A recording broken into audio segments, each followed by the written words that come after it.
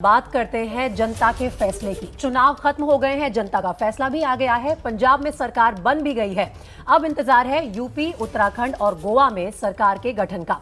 UP में शपथ ग्रहण की तारीख तय हो गई है। सूत्रों के मुताबिक 21 मार्च को एक बार फिर योगी आदित्यनाथ शपथ लेंगे। मंत्री कौन कौन होगा, अभी ये तस्वीर साफ नहीं हो पाई है।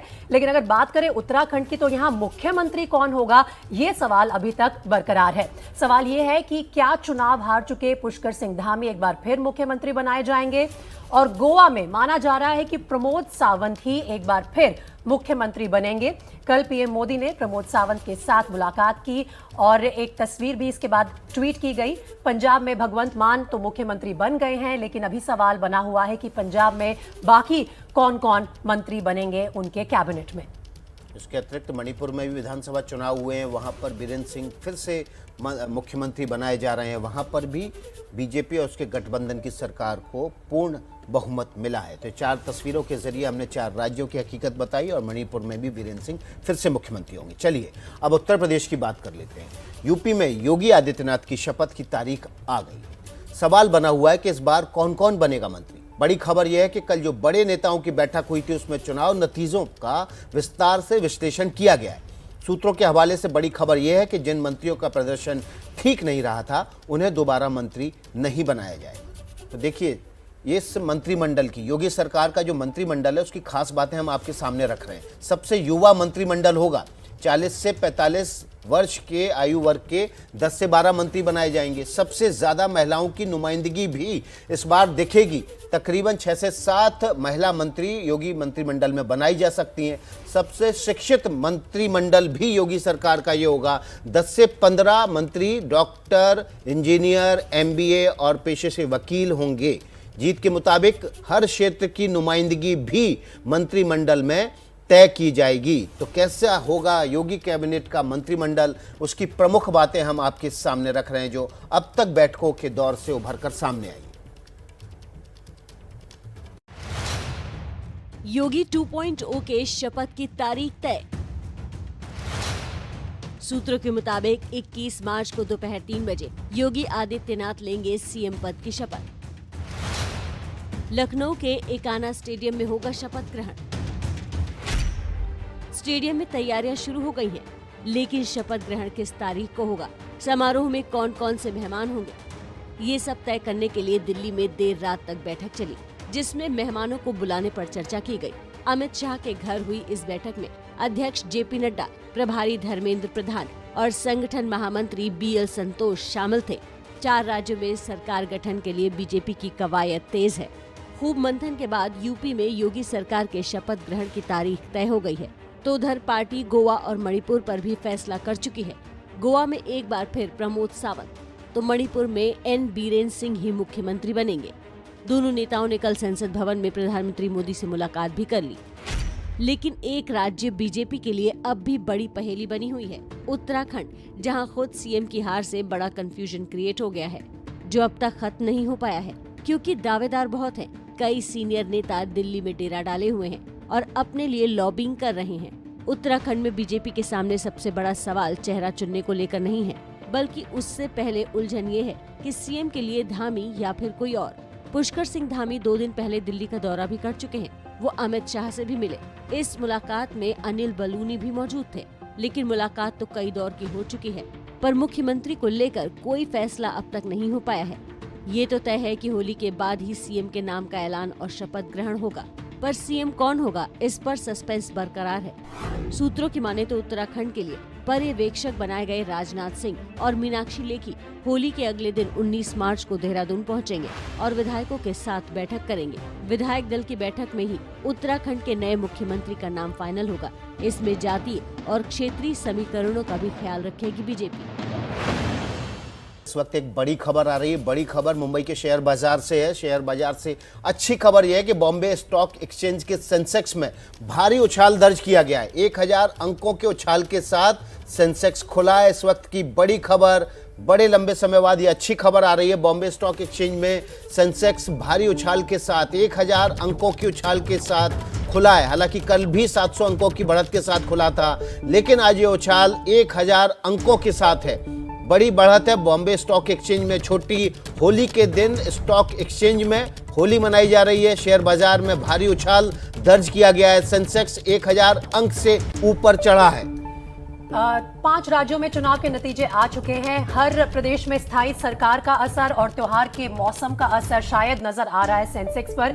1000 अंकों की उछाल के साथ आज बीएसई सेंसेक्स खुला है और अच्छी खबर है ये इन्वेस्टर्स के लिए भी।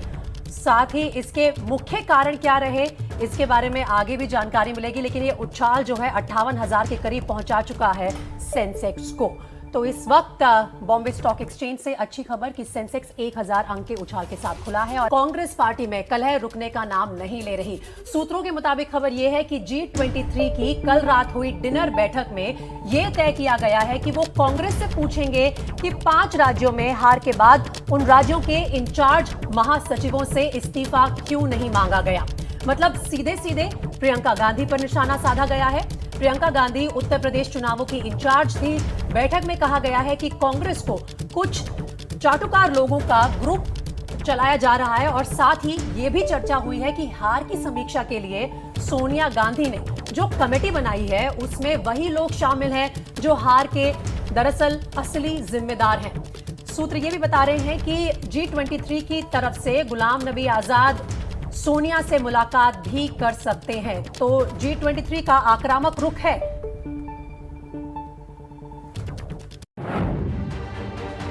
हार पर हार झेलती कांग्रेस में हताशा बढ़ रही है, जिसका नतीजा है कि पार्टी के भीतर असंतुष्ट नेताओं का धड़ा अब और ज्यादा मुखर हो गया है। पार्टी नेतृत्व के खिलाफ असंतोष को जाहिर करने का सबसे बड़ा मंच बन चुका है G23, जिसका दायरा भी बढ़ता जा रहा है। एक बार फिर बीती रात G23 नेताओं की बैठक हुई। गुलाम नबी आजाद के घर पर दावत के बहाने पार्टी के हालात पर मंथन हुआ, जिसमें आनंद शर्मा, कपिल सिब्बल, मनीष तिवारी, शशि थरूर, भूपेंद्र हुड्डा समेत कुल 18 नेता पहुंचे। तो कल रात की मीटिंग में इस गुट के बाहर के कुछ नेता भी जुटे, जिसमें मणिशंकर अय्यर प्रमुख थे। बैठक के बाद एक सामूहिक बयान जारी कर सीधे गांधी परिवार को नसीहत दी गई। कांग्रेस का भविष्य केवल सामूहिक और समावेशी नेतृत्व के मॉडल अपनाने पर टिका है। चुनाव में हार और लगातार नेताओं के कांग्रेस छोड़ने पर चर्चा के लिए बैठक बुलाई गई। चर्चा है कि आज गुलाम नबी आजाद सोनिया गांधी से मुलाकात भी कर सकते हैं। पार्टी से नाराज नेताओं का कहना है कि बीजेपी का विरोध करने के लिए जरूरी है कि कांग्रेस को मजबूत किया जाए। बयान में मांग की गई कि 2024 में भरोसेमंद विकल्प तैयार करने के लिए कांग्रेस समान विचारधारा वाले दलों के साथ बातचीत करे। बयान के अंत में ये भी बताया गया है कि G23 के अगले कदम का ऐलान जल्द किया जाएगा। कांग्रेस के G23 नेताओं की मीटिंग तो इससे पहले भी कई बार हुई, लेकिन इनकी ओर से साझा बयान जारी कर आला कमान को नसीहत देने का काम पहली बार हुआ है, जिससे साफ है कि कांग्रेस के भीतर का झगड़ा अभी और बढ़ने वाला है। हालिया विधानसभा चुनाव में कांग्रेस की करारी हार के बाद कांग्रेस के असंतुष्ट नेताओं का कुनबा बढ़ा है और पहले से उनके तेवर ज्यादा सख्त हुए हैं। पहली बार सामूहिक बयान जारी कर कांग्रेस नेतृत्व को नसीहत दी गई है और यह भी कहा गया है कि आने वाले दिनों में अगले कदम का ऐलान किया जाएगा। साफ है कि कांग्रेस का झगड़ा आगे और बढ़ने वाला है। सवाल यह है कि क्या ये झगड़ा पार्टी में टूट पर जाकर खत्म होगा। 10 मार्च को ही निराशाजनक चुनावी नतीजों के बाद कांग्रेस ने CWC की मीटिंग बुलाई थी। उसमें सोनिया गांधी को पार्टी के संगठन में बड़ा फेरबदल करने का अधिकार दिया गया था। उस ओर अब सोनिया गांधी की कार्रवाई भी दिखने लगी है। पहले 5 राज्यों के अध्यक्ष का इस्तीफा मांगा गया। अब इन राज्यों के लिए अलग अलग सीनियर नेताओं को संगठन में बदलाव करने का काम सौंपा गया है। वर्किंग कमेटी की मीटिंग में ये भी तय हुआ था कि अप्रैल महीने में पार्टी जयपुर में चिंतन शिविर का आयोजन करेगी। उस चिंतन से पहले ही लगता है नाराज नेताओं के खेमे ने आला कमान की चिंताएं बढ़ा दी हैं। पार्टी में नेतृत्व के खिलाफ पनप चुका असंतोष खत्म नहीं हो रहा। इस वक्त एक बड़ी खबर आ रही है। 2020 में गलवान के हिंसक झड़प के बाद और एलएसी पर तनाव के बीच पहली बार भारत आ सकते हैं चीन के विदेश मंत्री। 24 मार्च को भारत आ सकते हैं चीन के विदेश मंत्री वांग यी। विदेश मंत्री एस जयशंकर से वे मुलाकात करेंगे। हालांकि चीनी विदेश मंत्री के इस भारत दौरे को लेकर विदेश मंत्रालय और चीन की तरफ से औपचारिक पुष्टि नहीं की गई है, लेकिन माना जा रहा है कि इस प्रस्तावित भारत दौरे को लेकर तैयारियां शुरू हो चुकी हैं। भारत में तैयारियां शुरू हो चुकी हैं। गलवान की झड़प के बाद पहली बार चीन के किसी बड़े प्रतिनिधिमंडल का प्रतिनिधित्व करते हुए विदेश मंत्री चीन के भारत आ रहे हैं।